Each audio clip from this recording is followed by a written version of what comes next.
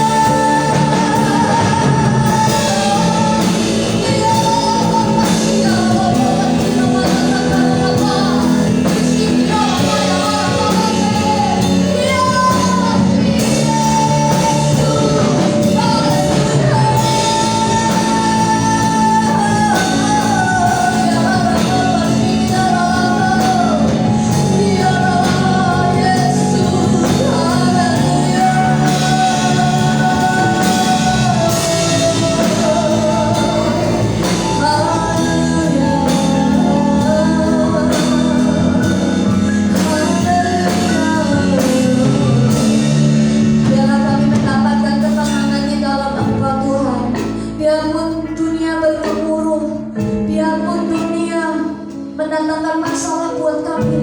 Tetapi saat kami datang menghampiri-Mu Tuhan, kami mengalami ketenangan, kami mengalami damai sejahtera yang menguasai hati dan pikiran kami.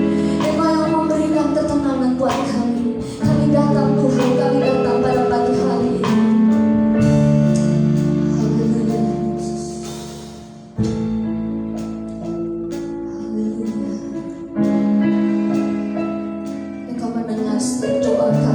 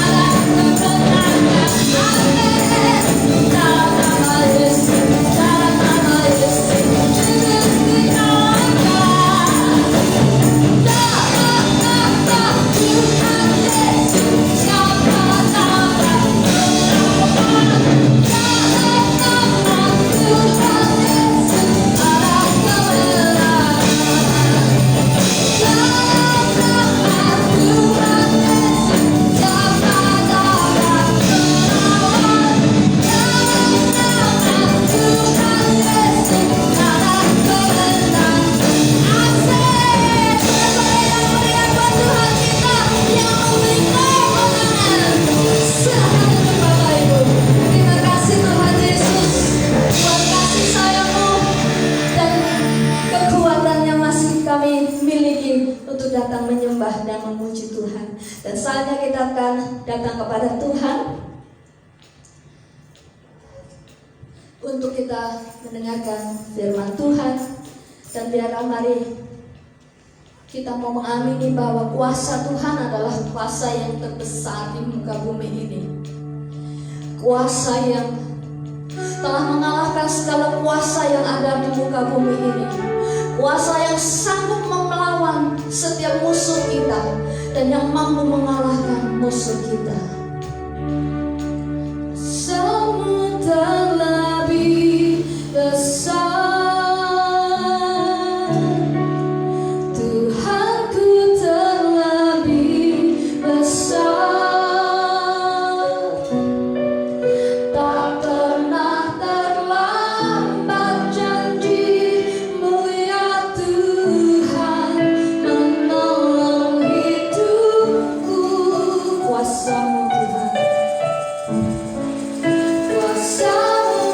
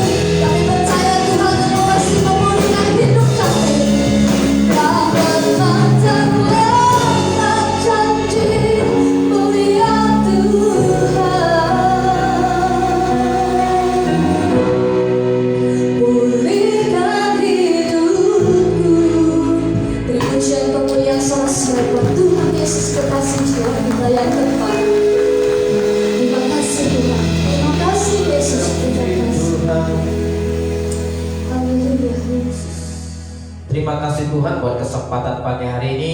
Kami mau sama-sama belajar akan kebenaran firman-Mu, dan kami mau hidup sebagai murid Kristus yang sejati, di mana kami akan menjadi murid-murid Yesus yang berdampak, murid Yesus yang mengasihi Tuhan, yang selalu setia dengan Sang Guru aku.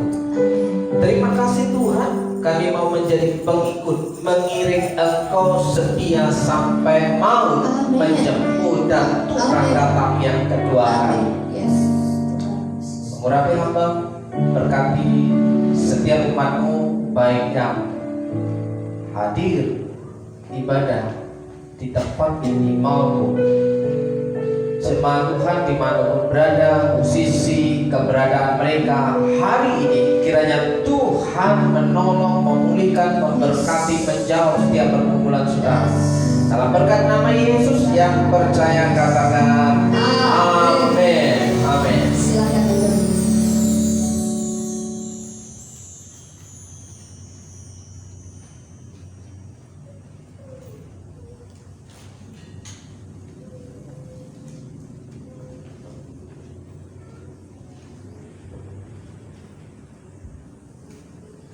Shalom.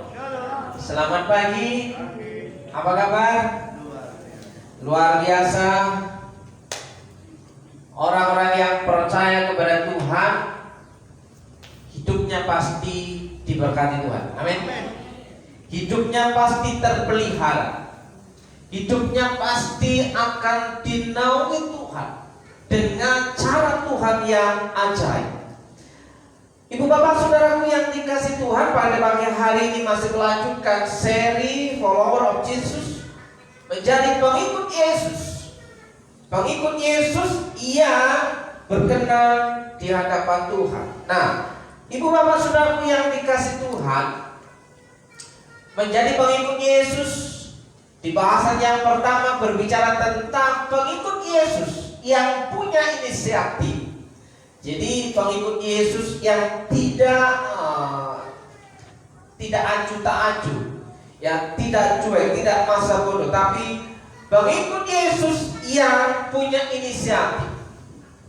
Dan selanjutnya pengikut Yesus yang seperti apa? Yaitu pengikut Yesus yang murah hati. Ya, orang yang murah hati itu dikatakan dengan adalah orang yang baik hati. Orang yang murah hati itu kebaikannya akan kembali kepadanya. Jadi orang yang murah hati kepada orang lain itu sebenarnya orang yang sedang berbuat baik kepada dirinya sendiri. Ya. Orang yang murah hati mendapatkan kemurahan Tuhan. Dan pagi hari ini saya mengajak saudara berbicara tentang kolaborasi. Apa itu kolaborasi? Murid Yesus yang berkolaborasi. Ya, kolaborasi itu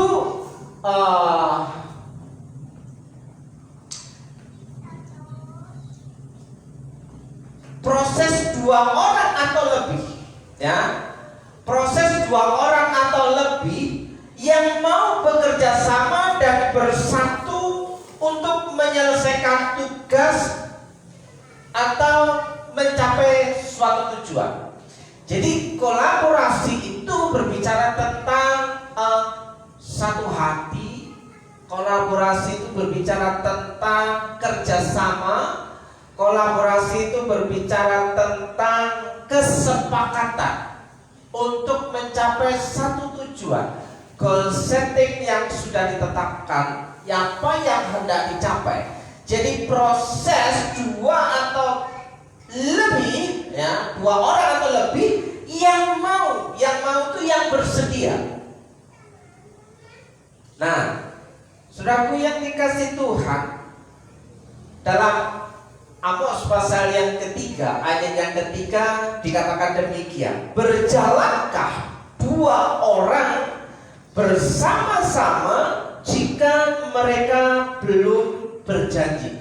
Berjalankah dua orang bersama-sama jika mereka belum berjanji? Dalam pengertian terjemahan yang lain, berjalan, apakah dua orang dapat berjalan seiring kalau tidak sehati? Mungkin mungkinkah saudara ketemu dengan pasangan saudara kalau tidak ada kesepakatan, kalau tidak ada kesehatian, kalau tidak ada rundingan? Mungkinkah dua pasang yang berbeda jenis kelamin itu menikah? Ya, setiap orang yang mau menikah pasti ada kesepakatan, ada rundingan, ada mufakat untuk berjalan bersama-sama. Jadi Amos 3 ayat 3, berjalankah dua orang bersama-sama jika mereka belum berjanji? Orang tidak akan mungkin berjalan sampai tujuan kalau tidak melakukan kesepakatan. Ya, apakah dua orang dapat berjalan seiring kalau tidak sehati? Ya, mana mungkin kita berjalan bersama-sama kalau dosa menjadi ganjalan di antara kita? Itu terjemahan yang lain. Jadi kalau ada sesuatu yang tidak beres dalam salah satu hubungan pihak yang pertama dan pihak yang kedua, jika ada sesuatu ganjalan, ada dusta di antara kita, tidak akan mungkin sampai ke dalam satu tujuan. Saudaraku yang dikasih Tuhan, makanya kenapa dalam sebuah pernikahan itu harus seimbang, sepadan, seiman, supaya ada kesehatian mencapai satu tujuan. Coba Bapak Ibu bayangkan jika dalam sebuah pernikahan itu dua pribadi yang berbeda, laki-laki dan perempuan itu jelas berbeda. Ya, sementara pola pikir berbeda, pendidikan berbeda, ya, kemauan berbeda, terus mau mencapai satu tujuan yang sudah ditetapkan, kira-kira bisa tercapai berapa lama? Atau mungkinkah itu terjadi? Ya kan?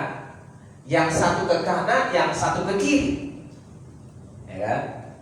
Tidak ada kesepakatan. Mau beli sesuatu pun kalau tidak ada kesepakatan, kalau tidak terjadi kesepakatan, maka yang terjadi adalah pertengkaran, konflik. Ya. Kemauan si A, ya, menginginkan warna merah, kemauan si B menginginkan warna kuning. Nah, jalan tengahnya apa? Merah dan kuning.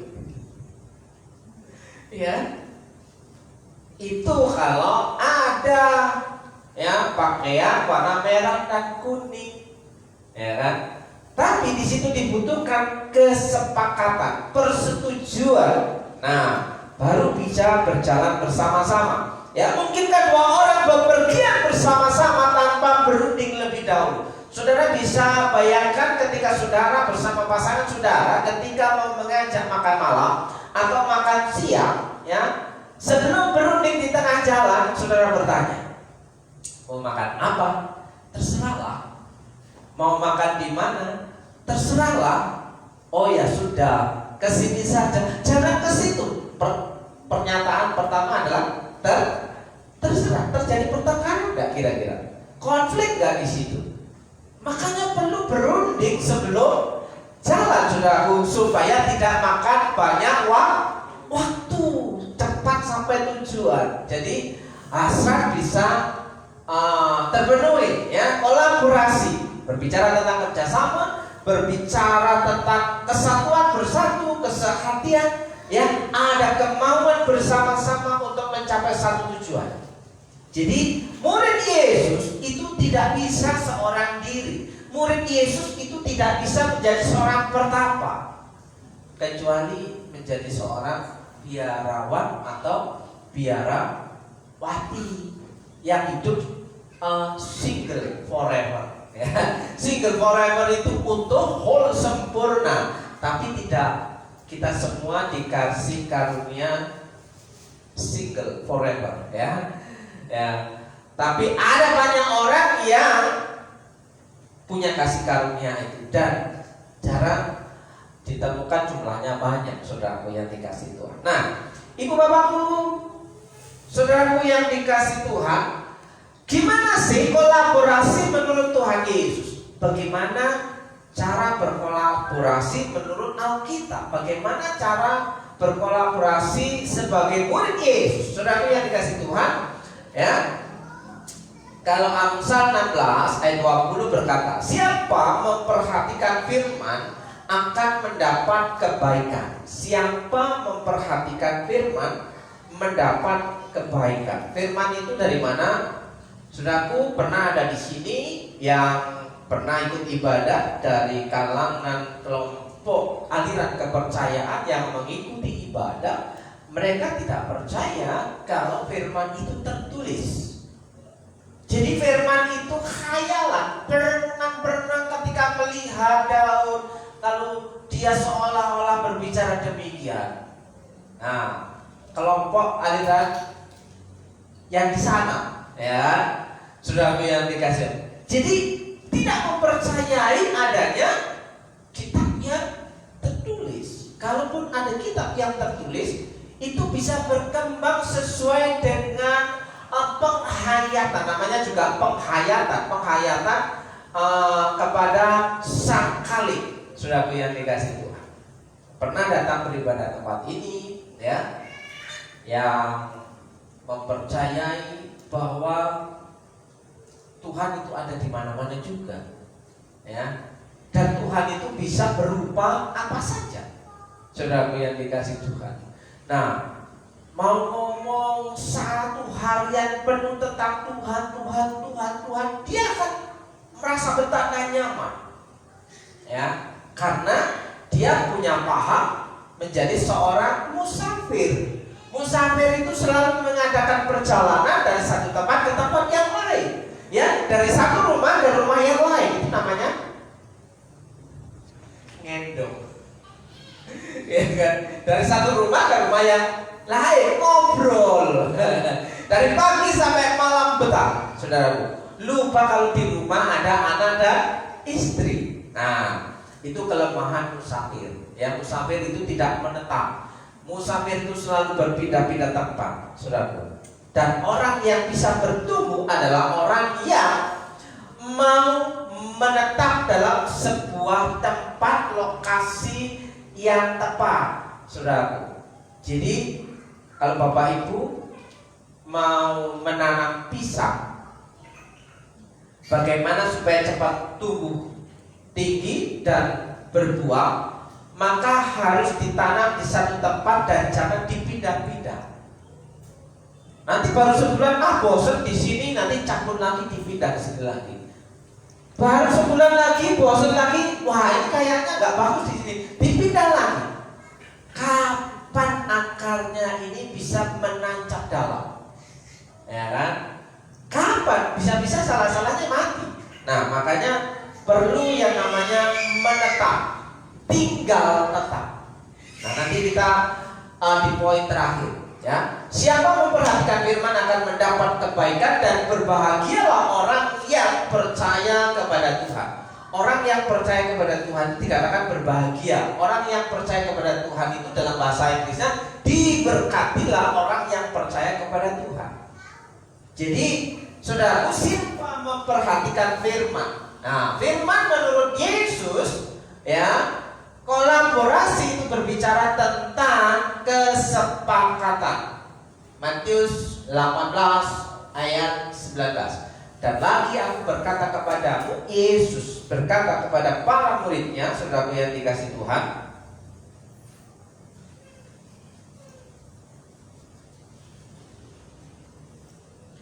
jika dua orang daripadamu di dunia ini sepakat.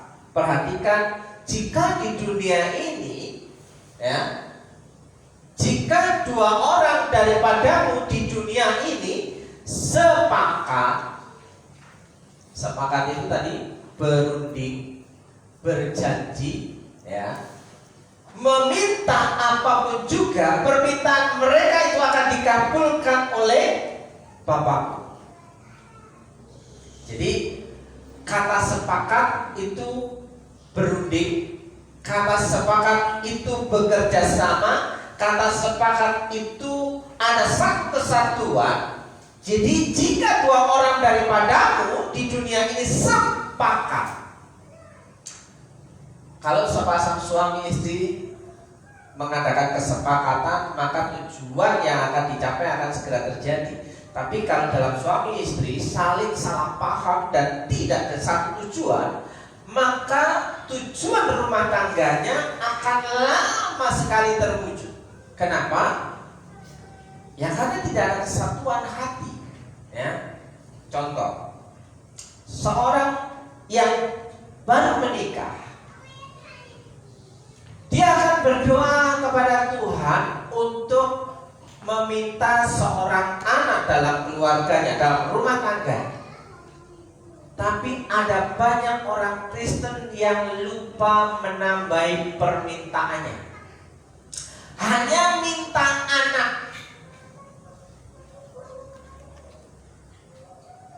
Ya, kalau minta anak, bikin anak, ada banyak orang itu bisa melakukannya.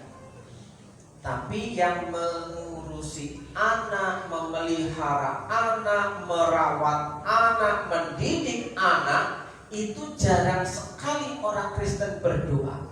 Percaya atau percaya? Percaya atau percaya? Di antara kita selama pernikahan kita, apakah kita diberikan meminta kepada Tuhan, aku mau untuk bisa mendidik anak-anakku? Yang jelas doa yang pertama, Tuhan aku mau, Tuhan beri aku momongan. Itu pasti ya, tapi lupa untuk minta kekuatan untuk mendidik anak-anak kita. Nah, jika dua orang daripada di dunia sepakat, jadi kolaborasi menurut Tuhan Yesus berbicara tentang kesepakatan. Sebab di mana dua atau tiga orang berkumpul, dua atau tiga orang berkumpul dalam namaku, dalam nama Yesus, di situ aku ada di tengah-tengah mereka. Dua tiga orang berkumpul sepakat ya di dalam nama Yesus, di situ Tuhan hadir. Coba kalau Bapak Ibu dan Saudara sedang panas hati, bertengkar, konflik dengan pasangan saudara, saudara berkumpul, saudara menyebut dalam nama Yesus, kira-kira terjadi pertengkaran yang berkelanjutan enggak? Sebelum bertengkar, mari kita berdoa dulu deh, ya. Ya, jadi itu pertengkaran yang rohani, pertengkaran yang kudus, ya kan? Sebelum kita bertengkar, mari kita berdoa dulu supaya Tuhan Yesus memberikan jalan keluar.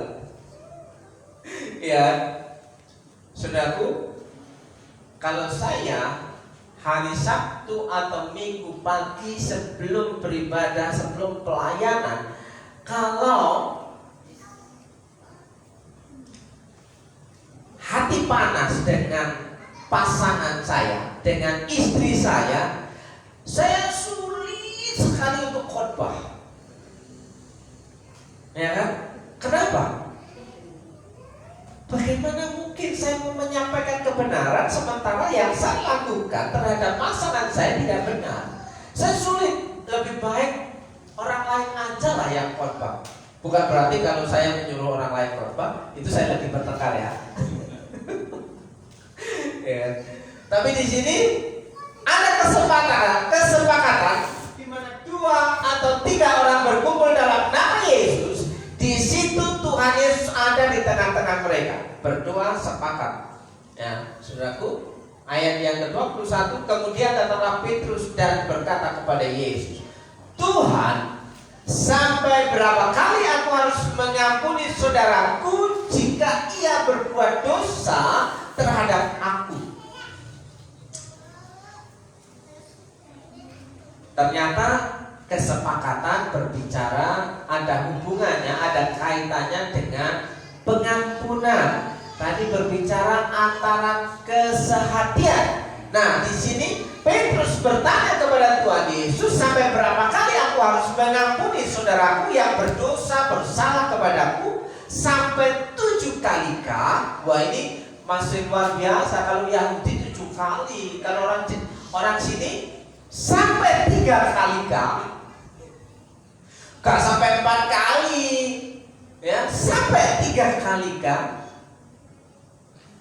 Ya.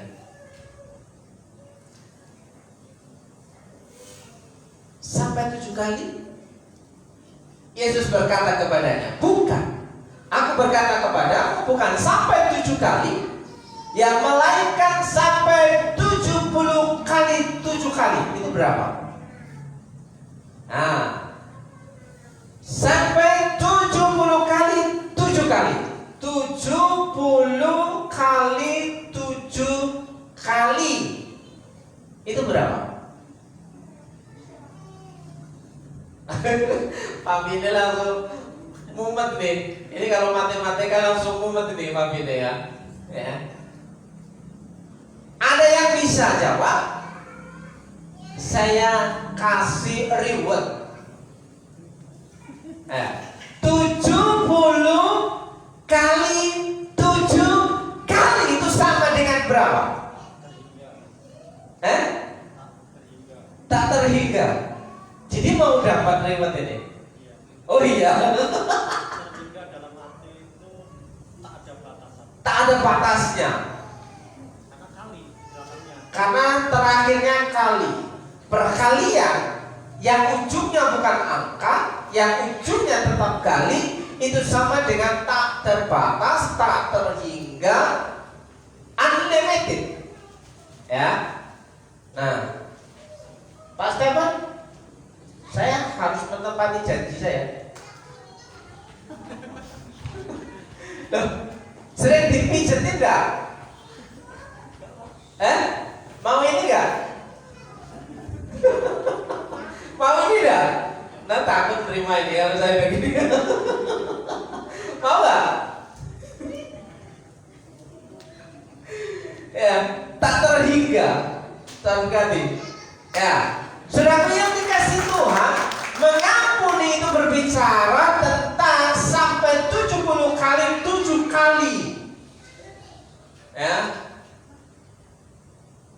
Tak terbatas. Jadi kesepakatan, perundingan, ya, kolaborasi itu harus ada, rekonsiliasi, harus ada pengampunan. Tanpa pengampunan kita tidak akan sampai kepada tujuan. Tujuan kita sampai hidup kita menjadi pengikut Yesus adalah kita itu akan bersama-sama Tuhan Yesus di surga. Bapak Ibu dan saudara yang dikasih Tuhan, tujuan hidup kita bukan hidup seorang diri. Kita nanti akan ketemu rame-rame. Ya, siapapun saudara, saudara harus belajar hidup bersama-sama. Karena nanti di surga tidak bisa hidup sendirian. Pasti ada keramaian di sana. Ya, entah itu kudus. Ada yang menyebut suci. Lalu tiupan sangkakala. Saudaraku yang dikasih Tuhan, tidak bisa hidup seorang diri di surga. Makanya kita harus mulai belajar hidup berkolaborasi dengan orang lain. Orang yang membangun bisnis dalam kehidupannya, dia tidak bisa bisnis sendiri. Perlu hubungan dengan orang lain, perlu pertemanan dengan orang lain, perlu banyak follower. Kalau yang punya media sosial, ya, saudaraku, jika kita mau aman di mana-mana, di mana tempat, kita harus punya teman di tiap-tiap daerah. Lebih aman lagi kalau di tiap kota ada teman dekat, tidak perlu sewa hotel. Loh ya, halo, saya mau ke Jakarta nih besok, kira-kira ada di tempat enggak ya? Apakah nanti kita dianggap merepotkan? Kalau kita teman dekat, kalau kita nggak bersapa, tegur sapa, kalau kita nggak mampir, justru nanti akan terjadi konflik. Kita akan dimarah. Kenapa kamu nggak mampir? Kenapa nggak kasih tahu? Ya kan? Makanya jangan pernah berpikir kalau bertegur sapa dengan saudara, teman dekat kita itu membuat kita merepotkan orang lain. Ya kalau kita menjadi orang baik, pasti kita akan disambut baik. Bapak Ibu dan saudaraku yang dikasih Tuhan.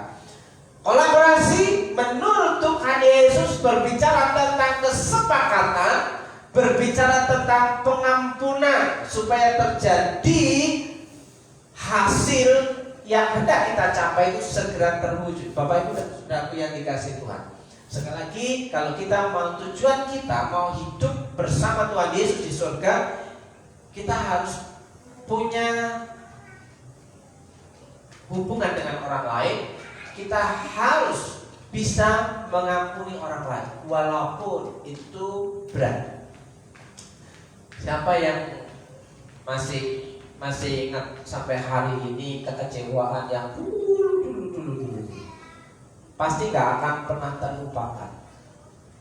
Pasti akan ingat, kecuali di tim X. Ya kan? Ya. Saudara bertengkar dengan pasangan saudara pun pasti akan teringat. Nah, kalau yang hobinya mengukir-ukir masa lalu, pertengkarannya apa? Judulnya ya, masa lalu yang sudah terkubur itu dibuka lagi. Gak ada hubungannya, kan nyambung. Ya, coba sepuluh naik ojek. Ya, gak nyambung, cek.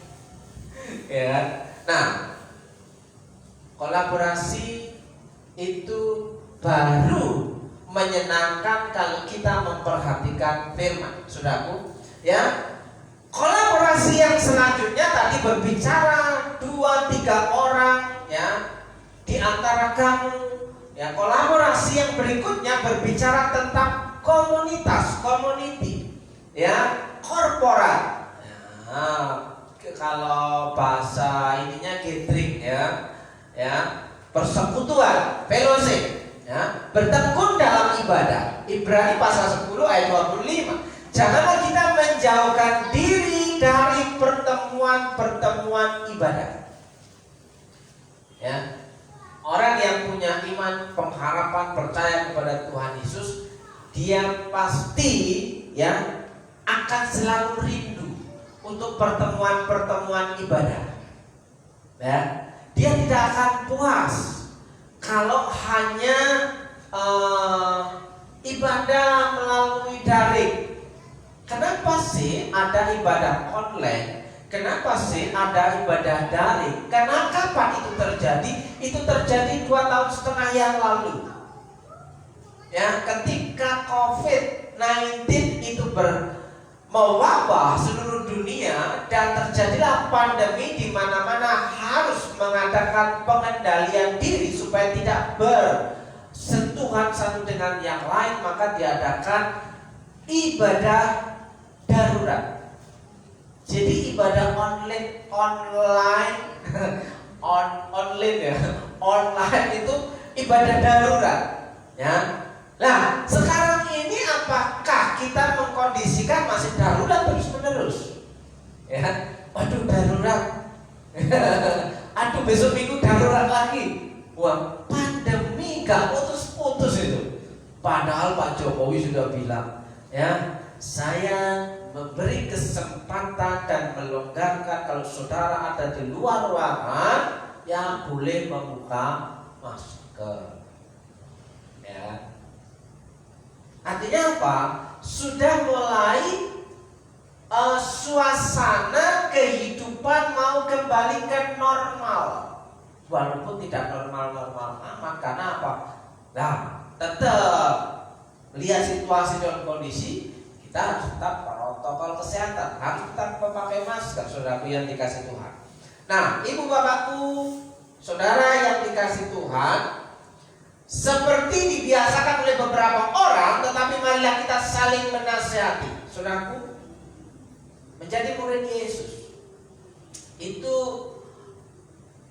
kalau pengajaran yang pertama harus punya inisiatif. Inisiatif di sini berbicara tentang menjadi saksi bagi Tuhan.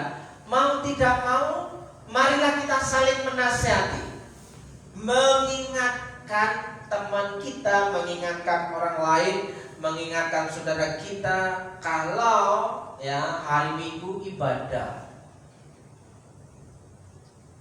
Nah, ibadah yang pertama berbicara 2-3 orang berkumpul di situ Tuhan ada. Tapi kalau itu dipakai, ayat itu dipakai, maka di gereja tidak akan pernah ada pengunjungnya. Karena 2-3 orang sepakat ya berkumpul di situ, aku hadir ya di rumahnya suami istri sambil ngopi, Tuhan hadir tengok-tengok di situ. Ya, maka gereja kan tutup, saudaraku. Nah, hati-hati ya, dunia hari-hari bukan semakin baik tapi semakin jahat. Jika saudara akan mendengar kabar-kabar buruk di luar sana bahwa ada banyak orang, ada kelompok orang sedang menginginkan ya perubahan, bukan perubahan yang lebih baik, tapi perubahan menuju kehancuran, saudara yang dikasih. Ini tidak boleh, itu tidak boleh ya, semuanya harus tertutup ya. Yang wanita tidak usah sekolah, yang wanita cukup di kamar. Ya, saudara, apakah kita mau masuk dalam dunia baru yang seperti itu? Ya kan? Wanita tidak punya hak kembali kepada zaman bahula. Ya.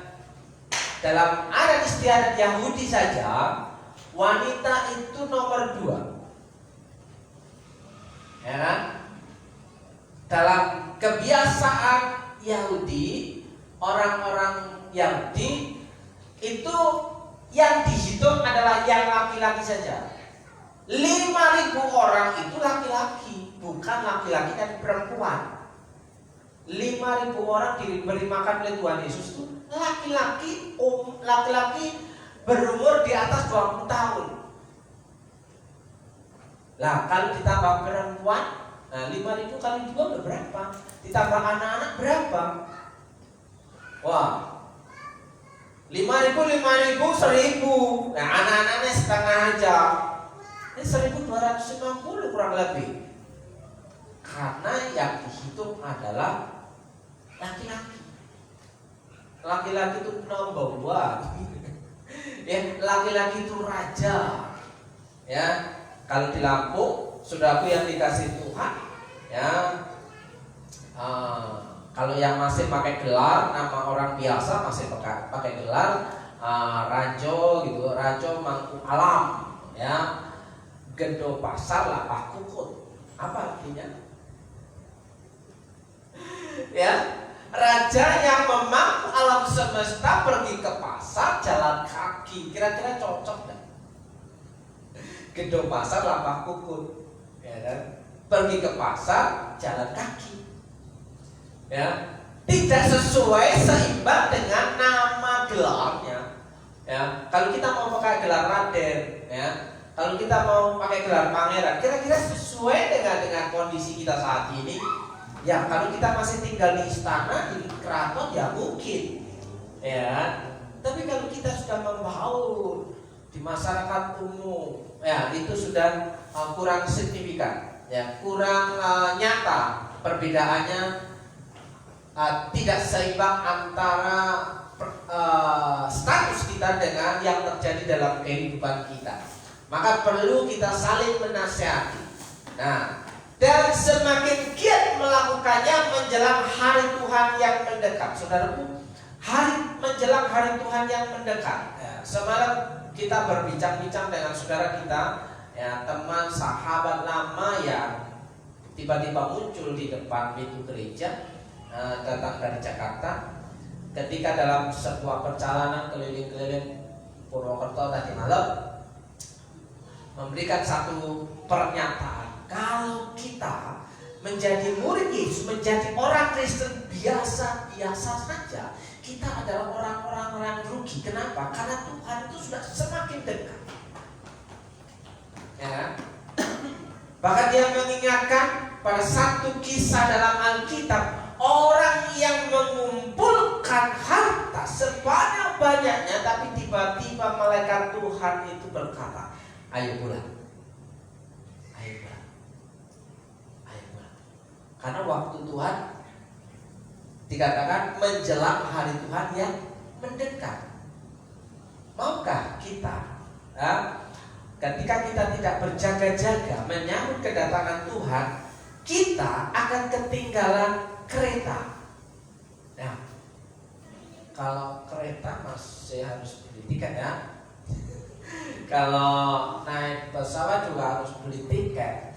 Tapi kalau untuk pergi menyambut kedatangan Tuhan, itu kita harus memasang pendengaran kita. Ya, pada waktu sangkakala itu ditiup, ya, trompet sangkakala itu berbunyi, berarti yang pertama yang kita harus mendengar. Tingkat yang pertama adalah pendengaran seorang murid. Ya, hati seorang murid, lidah seorang murid. Murid yang mau tetap mengikuti apa yang diarahkan sang guru. Nah, bertekun dalam ibadah itu merupakan kolaborasi yang kedua. Ya, kalau ada saudara, teman, siapapun, kita ingatkan, ayo ibadah, ayo ibadah.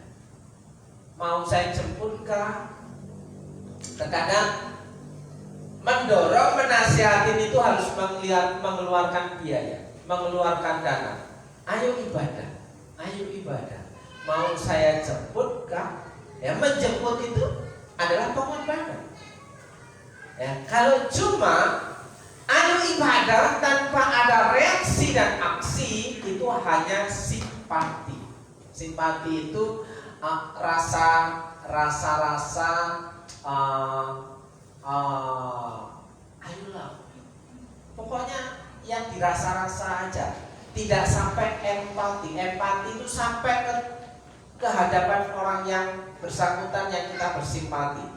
Jadi di situ ada pengorbanan yang dilakukan. Jadi bertekun dalam ibadah merupakan kolaborasi yang dimaui Tuhan untuk bertemu dengan saudara-saudara seiman yang lain. Sebab jika kita sengaja berbuat dosa, sesudah mempunyai pengetahuan tentang kebenaran, maka tidak ada lagi korban untuk penghapusan dosa. Yesus tidak akan pernah mati dua kali. Tidak akan pernah lagi penghapusan dosa lagi kalau kita tahu yang benar tapi kita tidak mau melakukannya. Saudaraku yang dikasih Tuhan, ya, artinya apa? Itu sudah termasuk dalam golongan orang-orang yang murtad.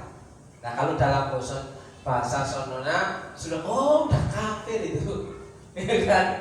Orang yang murtad. Nah, sebenarnya di dalam Alkitab juga mengatakan hal yang sama. Orang yang sudah meninggalkan kebenaran itu tidak ada penghapusan dosa yang kedua kali. Yesus tidak akan pernah mati lagi.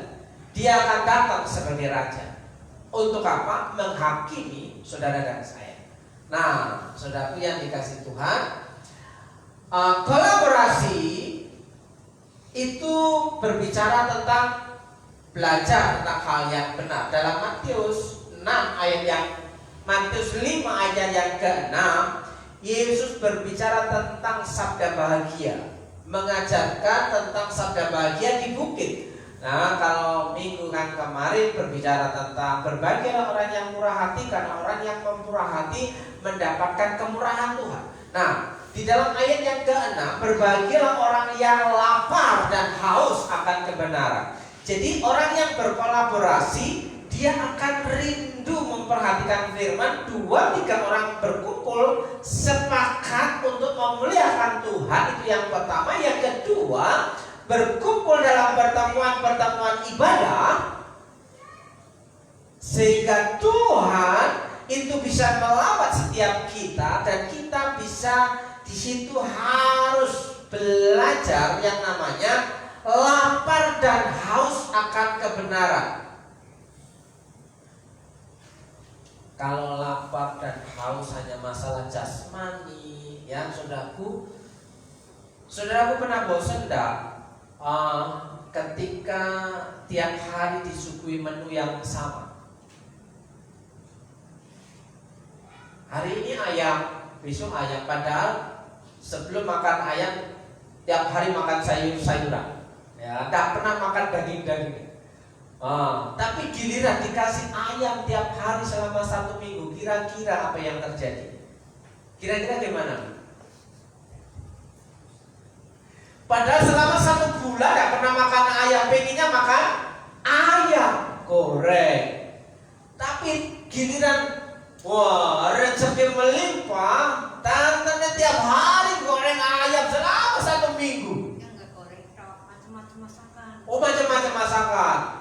Berarti kreatif. Cocok gak? Cocok. Ya. Sekarang ini pagi ayam goreng, siang ayam sayur, malam ayam suwir. Ayam bestek. Besoknya pagi ayam bestek. Ayam asam manis. Ayam asam manis. Macam-macam lah. Wah, macam-macam.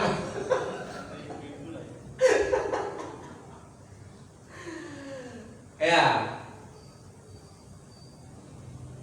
Ibu bapak saudaraku yang dikasih Tuhan, adakah yang ingat ayat pertama yang saya katakan di khotbah hari ini? Masih ada satu pukulan saya. Banyak persediaan saya. Saudaraku yang dikasih Tuhan, saya mempercayai bahwa orang yang mengandalkan Tuhan itu hidupnya diberkati. Bahkan dikatakan dalam Mazmur pasal 37 ayat yang keempat, dan bergembiralah karena Tuhan, maka ia akan memberikan apa yang engkau inginkan. Yang diinginkan dikasih. Tapi saya mempercayai hal yang berbeda. Apa yang tidak pernah aku inginkan pun Tuhan kasih. Ya, buktinya ini saya punya beberapa. Ya, saya nggak menginginkan, saya nggak pernah berpikir untuk membeli yang seperti ini. Tapi setelah saya coba-coba enak juga ya Mas. Ya, ini cocok untuk yang tua-tua, yang muda-muda ya cocok sih. Tapi jangan untuk bertengkar. Wah, ini keras masalahnya. Ya. Nah, sambil merenung-renung, adakah nanti yang sudah hafal ayat pertama dalam bagian khotbah ini? Oke, kolaborasi yang selanjutnya di sini, berbahagialah orang yang lapar dan haus akan kebenaran, karena mereka akan dipuaskan. Dipuaskan. Tadi pagi saya sudah bagi-bagi berkat ke anak-anak. Pokoknya kalau kamu setia, saya bilang ke anak-anak yang hari ini tampil, kalau kamu mau setia untuk mau melayani Tuhan dan menyenangkan Tuhan, akan saya kasih reward setiap kali kamu mau tampil. Dapat Alim? Dapat? Loh. Itu. Dapat itu. Ya. Bahkan tadi saya tawarkan 3 barang. Iya, tidak punya satu, 3 barang. Tapi yang dipilih itu, ya sudah. Saudara yang dikasih Tuhan. Selain ini masih ada pilihan-pilihan yang lain. Untuk saya hari ini berbaik hati dan masih ada berkat-berkat yang tersembunyi. Ya, saudara yang dikasih Tuhan, karena mereka akan dipuaskan. Orang yang haus dan lapar akan kebenaran, akan firman itu akan dipuaskan. Apa sih maksud dipuaskan? Kalau kita berkolaborasi dengan Tuhan, pasti akan mengalami kepuasan. Dalam bahasa Indonesia sehari-hari, berbahagialah orang yang rindu melakukan kehendak Allah. Rupanya orang yang lapar dan haus akan kebenaran itu orang yang rindu melakukan kehendak Allah. Orang yang rindu melakukan kehendak Allah, rindu itu bisa terobati kalau bagaimana? Ketemu. Mau? Maksud? Sudah punya, Pak. Oh, sudah punya. Mau apa? Aduh, rok masih ada nih. Mau ikat pinggang? Sudah punya? Belum? Tak kasih. Nanti masuk ke jangan lihat-lihat kotak saya ini ya. Oh, masih ada. Saudaraku yang dikasih Tuhan.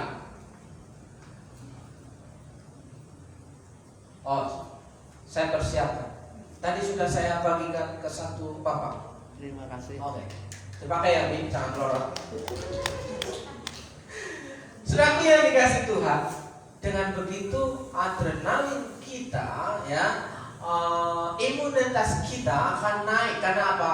Ada bahagia, ada sukacita dengan melakukan kebaikan-kebaikan yang seperti itu. Jadi saudaraku yang dikasih Tuhan, ternyata khotbah pun tidak selalu dibayar. Tapi ada kalanya dengan berkhotbah kita mengeluarkan bayaran. Nah itu juga belinya pakai uang. Cuma dikasih, Pak.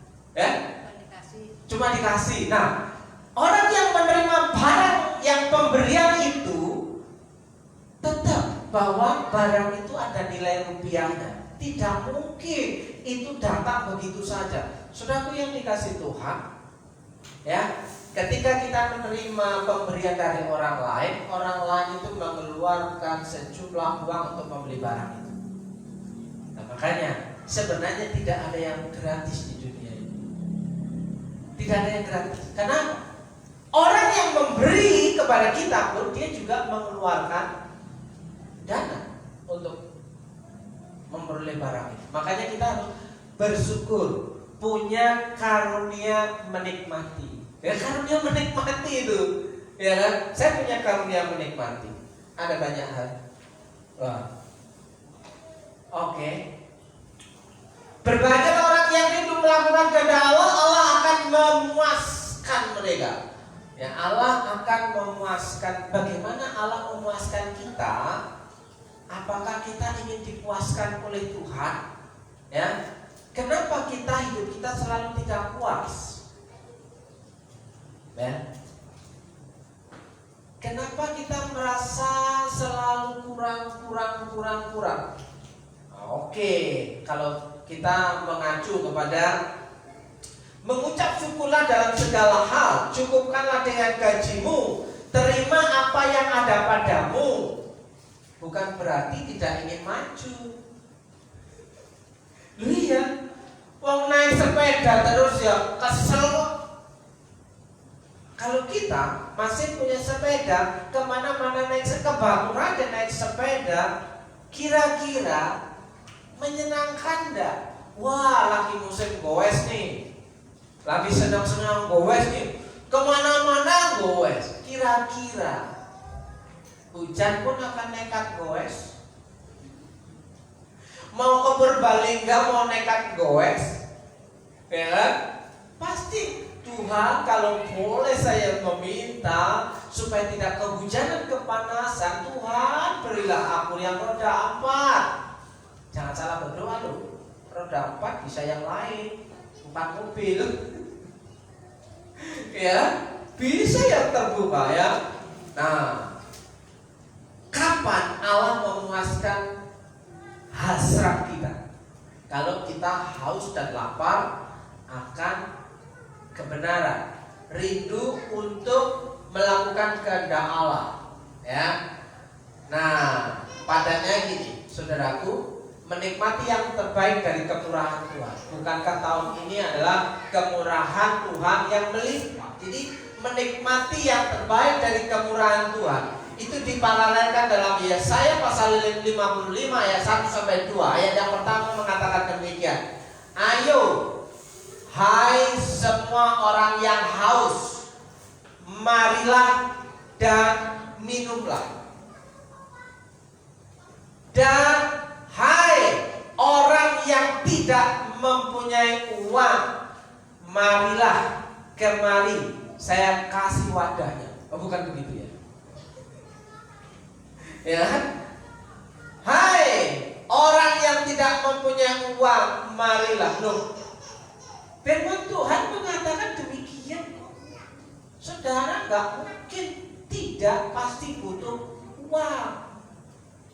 Bukan berarti uang yang harus kita kejar. Kita harus mengejar yang berkata marilah. Amin. Iya, kita jangan mengejar uangnya, kita mengejar yang berkata marilah. Ya. Di situ jelas, hai orang yang tidak mempunyai uang, marilah. Ada yang sudah ingat ayat pertama dalam khotbah hari ini? Mas Bungkul ingat-ingat itu pasti. Saya kasih wadahnya uang. Ya, maju.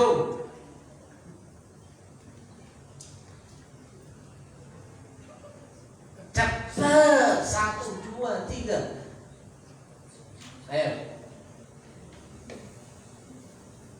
Apa? Hah? Ya sama isinya, masuk alamat atau orang mampir. Hah? Harus sama isinya. Oh, bagus. Enak aja, cuma alatnya doang. Alamatnya doang dia. Ayatnya aja kan? Ya sama isinya dong.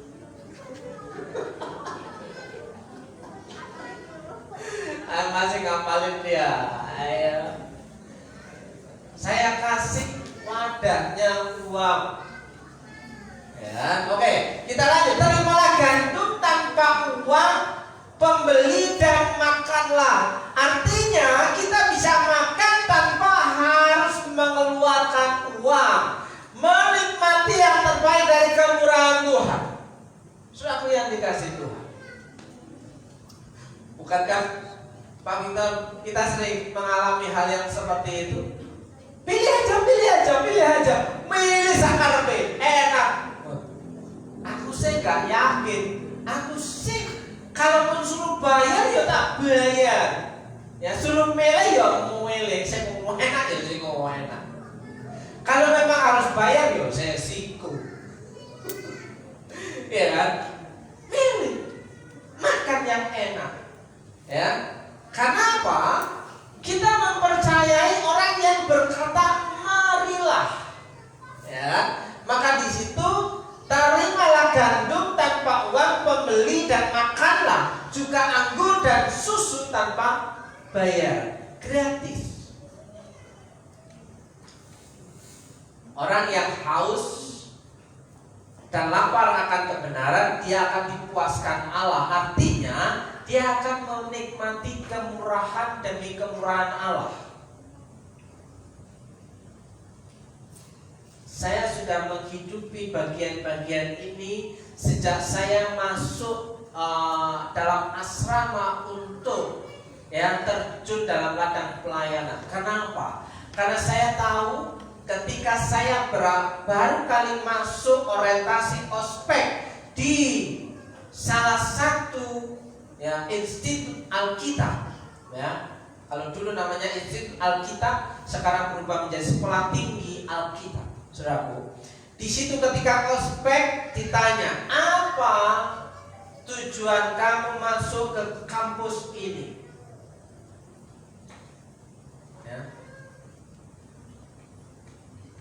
Tujuannya mau diberkati Tuhan, artinya menjadi kaya. Pulang. Kerja durung kok, kerja aja belum, sudah pengen diberkati. Karena bayangannya pendeta-pendeta yang besar-besar itu kan, ya kan, melayani Tuhan enak ya, naik mobil. Ternyata masih teruntung dulu. Ya kan? Nah, ketika ditanya apa yang jadi pergumulan kamu ketika kamu masuk untuk dididik menjadi hamba Tuhan, yang paling saya takutkan adalah saya takut miskin. Kenapa? Yang tadi pengen diberkati Tuhan berarti pengen kaya. Tapi yang paling saya takutkan adalah takut miskin. Kenapa? Sudah merantau berpuluh-puluh tahun, ketika pulang gak punya apa-apa, rasanya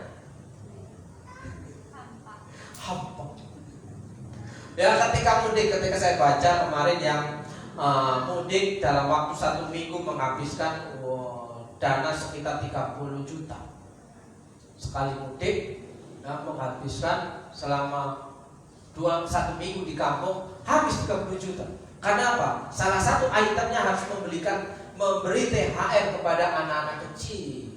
Mereka nggak kerja aja dikasih THR. Ya itu kamu, gitu kan? Kenapa? Anggapannya ketika merantau itu sudah berhasil di kota besar. Ketika pulang harus bawa sesuatu. Nah, saudaraku, itu yang paling saya takutkan ketika saya mau memenuhi panggilan Tuhan, menjadi hamba Tuhan. Kalau saya jadi hamba Tuhan, kalau nggak punya apa-apa, saya malu Tuhan. Terus tujuanmu melayani menjadi hamba Tuhan apa memang kamu harus punya apa-apa? Ya enggak sih. Tapi kalau nggak punya apa-apa, masa saya harus jalan kaki tiap hari Tuhan? Saudaraku, ketika masuk Purwokerto, ya saya berdoa, Tuhan, saya mau motor, tidak berani langsung. Saya mau minta mobil, gak berani karena loncatnya terlalu jauh. Ya, saya mau motor Tuhan. Ya, masa motornya gantian? Mau motor. Tuhan jawab sesuai kebutuhan. Setelah motor ada, Tuhan, saya mau mobil supaya kalau hujan bisa jalan. Tuhan juga kasih walaupun apa yang saya inginkan gak tercapai. Apakah saya harus kecewa dengan Tuhan? Ya enggak. Ya kan? Oke. Sampai di situ ayat 2, mengapakah kamu belanjakan uang untuk sesuatu yang bukan roti dan upah jerih payah untuk sesuatu yang tidak mengenyangkan? Ada banyak orang sudah diberkati Tuhan tapi menghambur-hamburkan uang itu untuk hal-hal yang remeh-remeh, receh. Dengarkanlah aku, maka kamu akan memakan yang baik dan kamu akan menikmati sajian yang paling lezat. Orang yang memperhatikan firman, orang yang haus dan lapar akan kebenaran, dia akan menikmati berkat kemurahan Tuhan. Sajian yang paling lezat itu artinya yang terbaik dari Tuhan diberikan untuk dapat kita nikmati. Yang percaya katakan amin. Sampai detik ini saya mempercayai hal itu. Walaupun COVID gak berhenti-berhenti, saya masih tetap percaya Tuhan. Ya, Tuhan masih pelihara saya, Tuhan masih kasih makan saya. Kemarin uji coba ketika hari raya Lebaran 3 hari saya berjualan keliling-keliling pinggir jalan. 1 hari cuma laku 1 pasang, 1 sepatu atau 1 sandal. Saudaraku, 3 hari, sehari 1 pasang, sehari 1 pasang, sehari 1 pasang. Lah untuk beli Pertalite, emangnya orangnya nggak minum. Tapi saya percaya di situ, ketika kita mencari kehendak Tuhan, Tuhan akan sediakan sajian yang paling lezat, menikmati yang terbaik dari kemurahan Tuhan. Amin.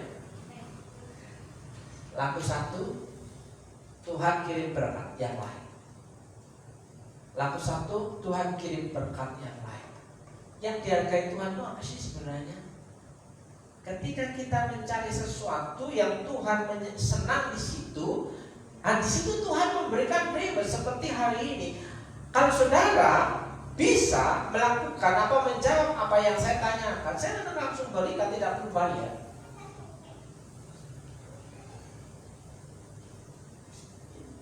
Sudah hafal loh? Sudah hafal?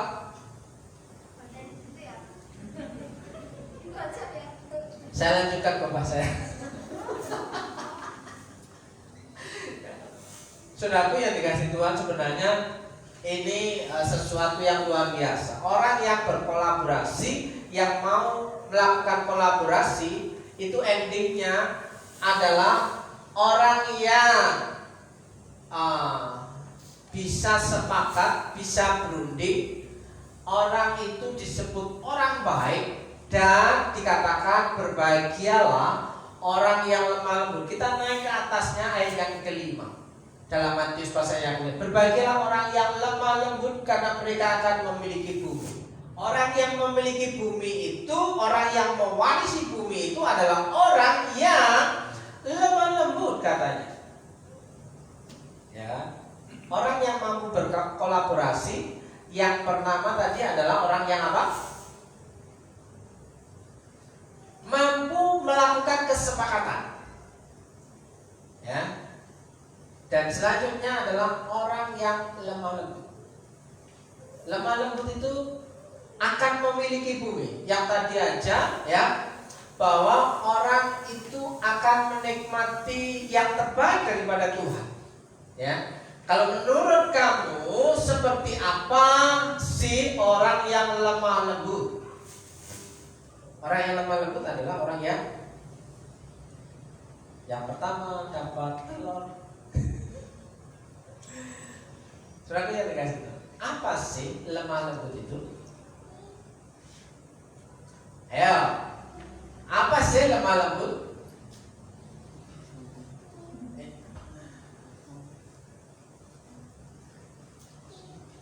Orang yang mampu berkolaborasi adalah orang yang mau mengadakan kesepakatan sehati, mau berunding, mau bekerja sama untuk mencapai satu tujuan. Dan orang yang bisa berkolaborasi adalah orang yang hatinya lembut, orang yang lemah lembut. Orang yang lemah lembut, orang yang bakal memiliki, mewarisi bumi. Kita harus belajar kepada orang yang paling lemah lembut. Kenapa orang yang paling lemah lembut? Karena Yesus Tuhan itu pernah hidup menjadi orang, menjadi manusia. Ya, pikulah yang kupasang dan belajarlah padaku karena aku lemah lembut. Yang berani mengklaim aku lemah lembut hanya Yesus. Kalau saya baru bisa, ayo kita belajar menjadi orang yang lemah lembut. Tapi hanya Yesus yang punya satu pernyataan, belajarlah kepadaku. Kok yang kupasang itu lemah lembut, karena aku lemah lembut. Dan yang kedua, Yesus berkata, karena aku rendah hati. Ya. Adakah tempat ini yang berani mengklaim aku orang yang paling rendah hati? Gak ada. Ya, dikit-dikit juga marah kok. Jadi aku lemah lembut dan rendah hati itu melekat pada Tuhan Yesus.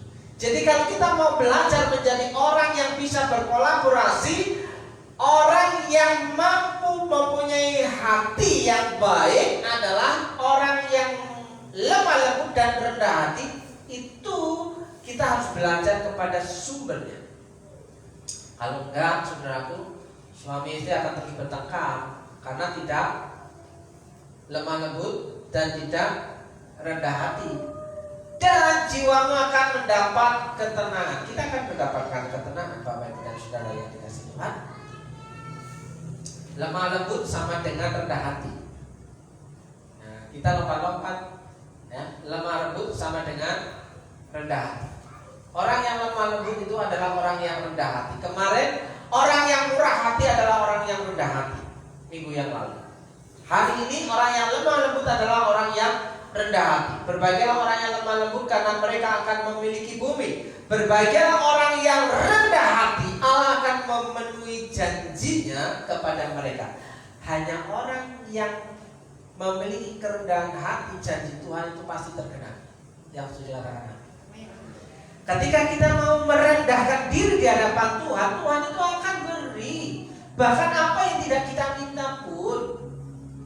Wong bergembira karena Tuhan, maka apa yang diinginkan hatimu Tuhan akan memberikannya. Yang diinginkan diberikannya. Tapi orang yang rendah hati walaupun tidak meminta pun akan diberi, dicukupkan. Saudara, kemarin dikirim jemuran,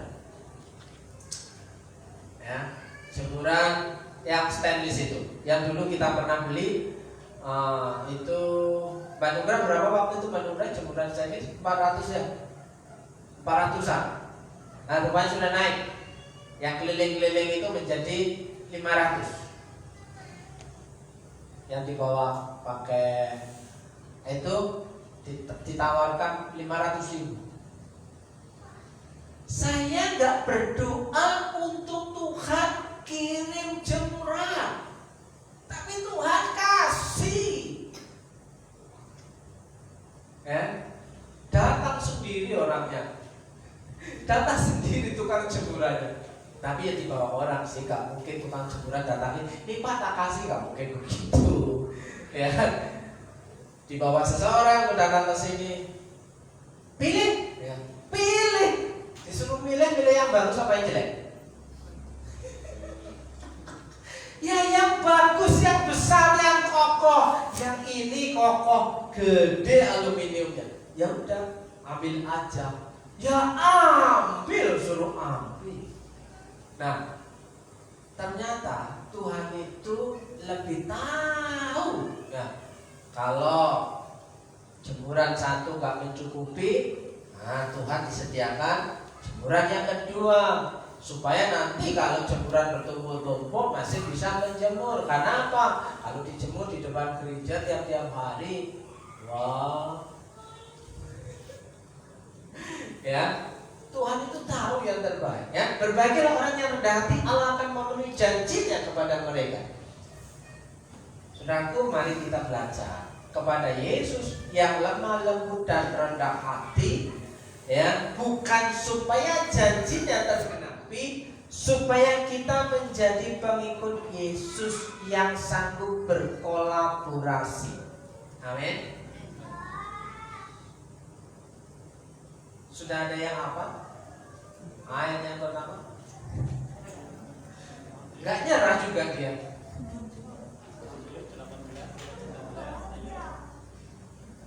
Apa?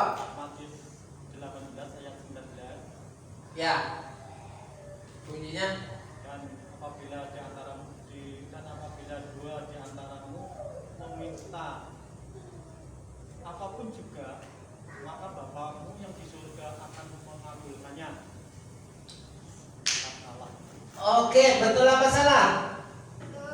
Cek. Nah, saya kasih wadahnya uang. Wadahnya dulu. Mau pilih yang mana? Wah, pas tuh Mas. Aku tahu. Mau pilih yang mana? Ada yang aja. Hah?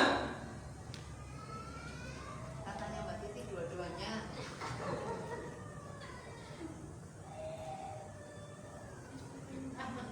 Pilih. Kalau saya itu menawarkan, weh milio. Udah?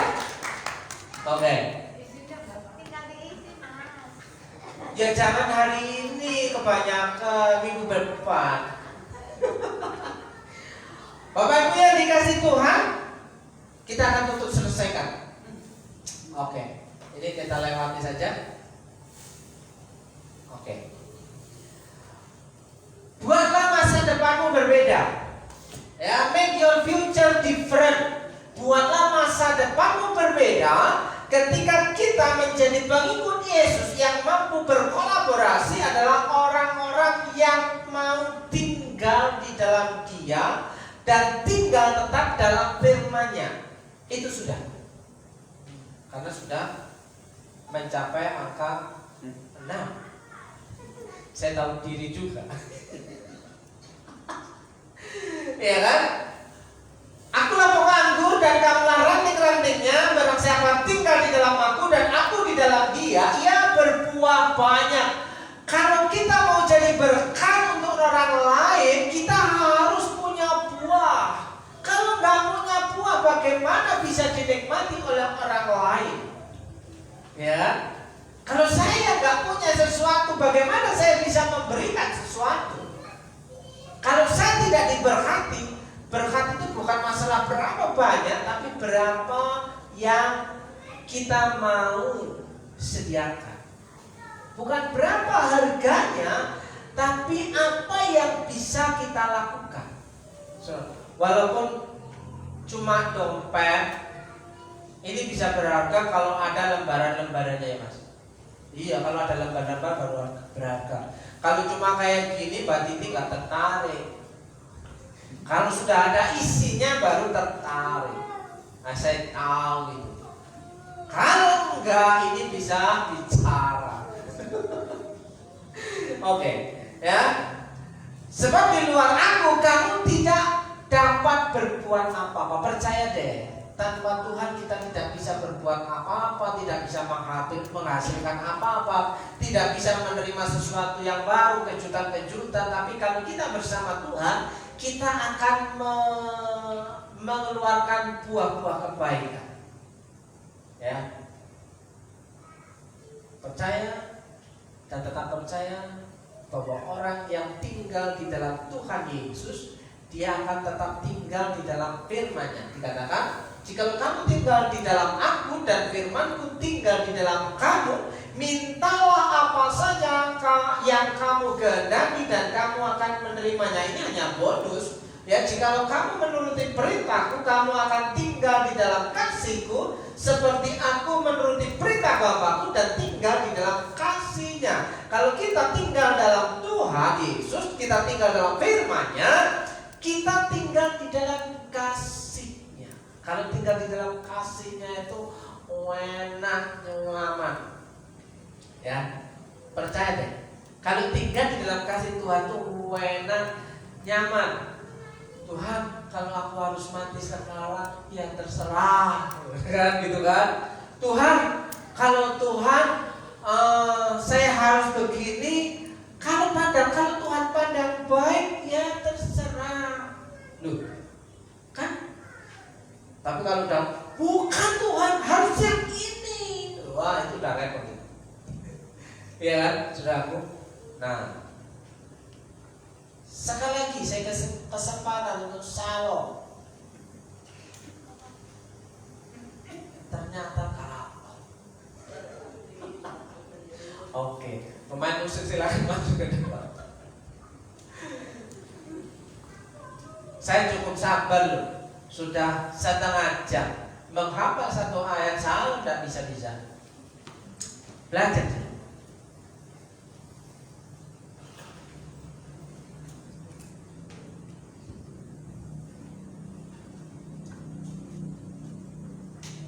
Bapak Ibu dan Saudara yang dikasihi Tuhan,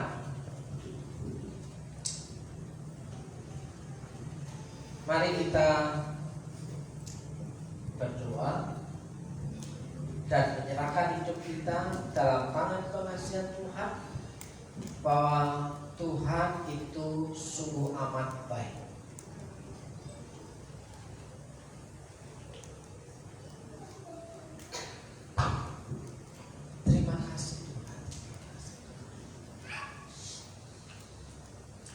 Terima kasih Tuhan buat kebaikan-Mu sepanjang hari ini dan sepanjang minggu yang telah kami lewati. Kami mau menghidupi kebenaran firman-Mu hari ini, bahwa orang yang menjadi pengikut Yesus adalah orang yang mampu berkolaborasi, bersekutu, bersama-sama, bersatu padu, bersehati untuk mencapai satu tujuan, bahwa Tuhan Yesus dimuliakan dalam kehidupan kami. Kami mau berdoa, beri kami kekuatan untuk mengerti maksud hati Tuhan, sehingga hari ini kami mau menikmati yang terbaik daripada Tuhan. Berkati orang-orang baik yang sudah berbuat baik terhadap kami. Berkati orang-orang baik yang sudah Tuhan pertemukan dengan kami. Berkati orang-orang baik sehingga kita bisa tertular menjadi orang baik. Terima kasih Tuhan, terima kasih. Dalam berkat nama Yesus, saudara yang percaya katakan amin. Saudara yang dikasihi Tuhan, saatnya kita akan memberikan persembahan pekerjaan Tuhan di tempat ini. Ada 2 persembahan, yaitu melalui kantong persembahan yang diedarkan, dan satu lagi ada kotak di belakang kameramen itu adalah dana untuk renovasi pastori. Kita akan angkat pujian dalam nama Yesus.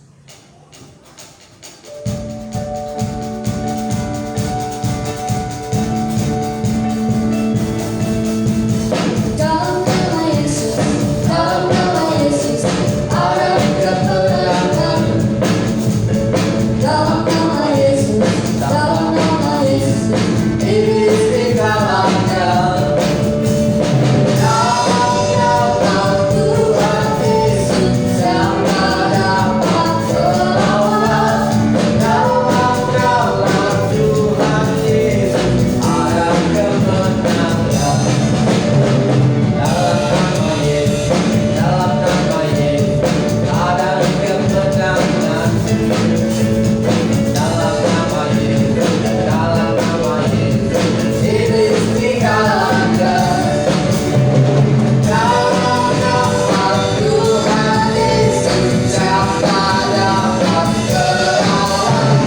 Dalam nama Tuhan Yesus, ada kemenangan.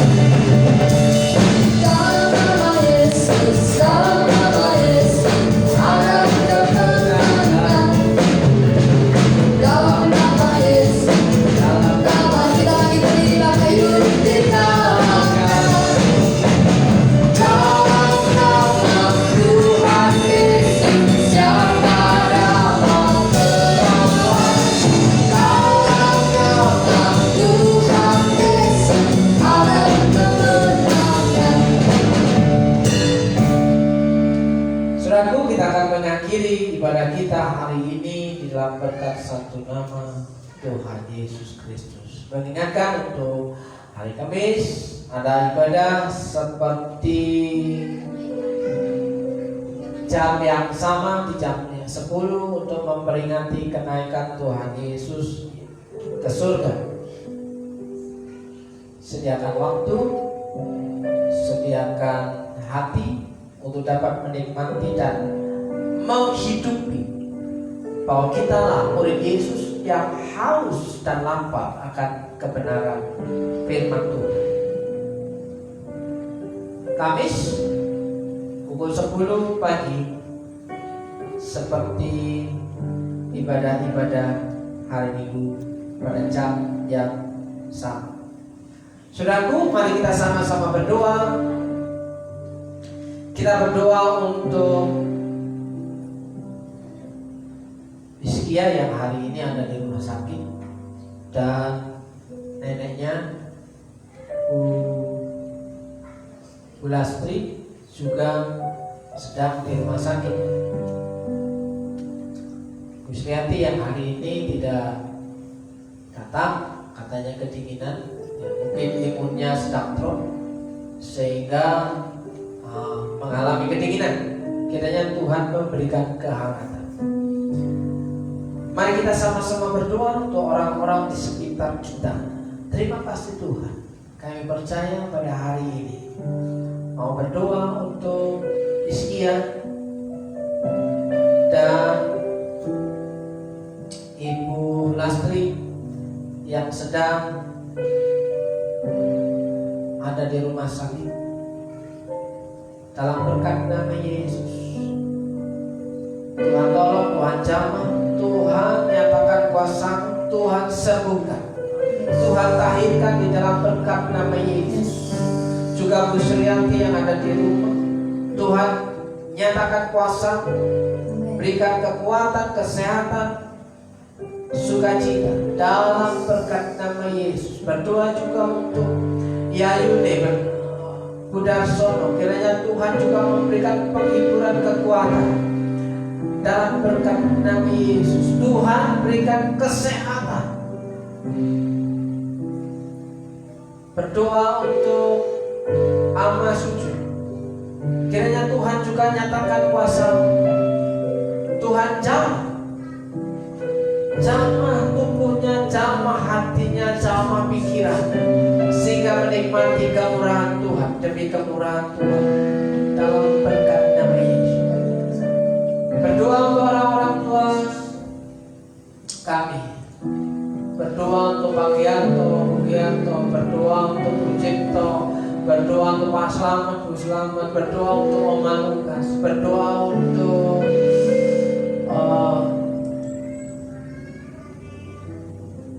Pak Ju, berdoa untuk engkau dalam berkat nama Yesus. Tuhan pelihara di masa-masa tuanya. Tuhan nyatakan damai sejahtera dan sukacita memenuhi hati, pikiran dan hidupnya. Tuhan jauhkan dari sakit penyakit, beri kekuatan kesehatan dalam berkat nama Yesus. Hari ini kami juga berdoa untuk jemaat-jemaat Tuhan yang ada di tempat masing-masing.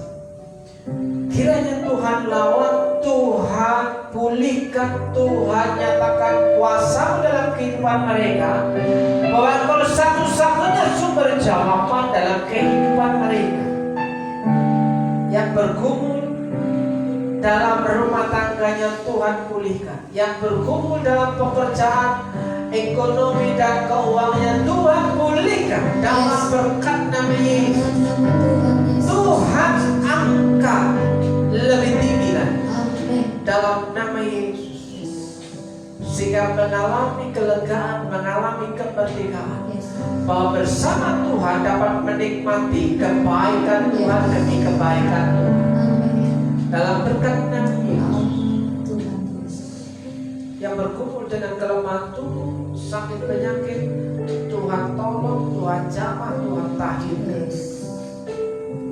Yang berkumpul dengan hubungan keluarga, anak, pasangan, kiranya Tuhan memberikan dalam Yesus.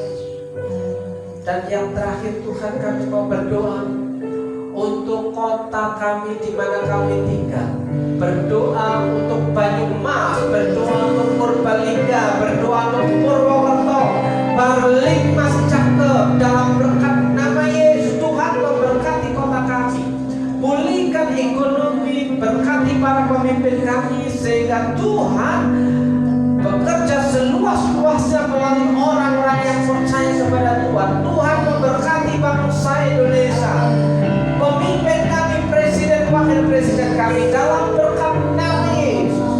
Terima kasih Tuhan, terima kasih. Kayak menyerahkan setiap umatmu yang ada di tempat ini maupun yang sedang melihat, menonton, mengikuti dari tempat masing-masing. Kiranya Tuhan menjawab setiap pergumulan mereka tepat pada waktunya, dalam berkat nama Yesus. Saudaraku, marilah kita pulang dengan menerima berkat Tuhan. Terimalah doa berkat bagi saudara. Jika engkau baik-baik mendengarkan suara Tuhan Allahmu dan melakukan dengan setia segala perintahnya yang kusampaikan kepada pada hari ini, maka Tuhan Allahmu akan menyertakan engkau di atas segala bangsa di bumi. Segala berkat-Nya akan datang kepadamu dan menjadi bagianmu jika engkau mendengarkan suara Tuhan Allahmu, dalam berkat nama Yesus. Tuhan memberkati engkau, Tuhan melindungi engkau, Tuhan menyinari engkau dengan wajah-Nya dan memberi engkau kasih karunia. Tuhan menghadapkan wajah-Nya kepadamu dan memberi engkau damai sejahtera. Dalam berkat nama Yesus, Tuhan memberkati hidupmu, Tuhan memberkati rumah tanggamu, Tuhan memberkati keluargamu, Tuhan memberkati pasanganmu, Tuhan memberkati anakmu. Dalam berkat nama Yesus, berkat yang baru diperintahkan mendalam hidup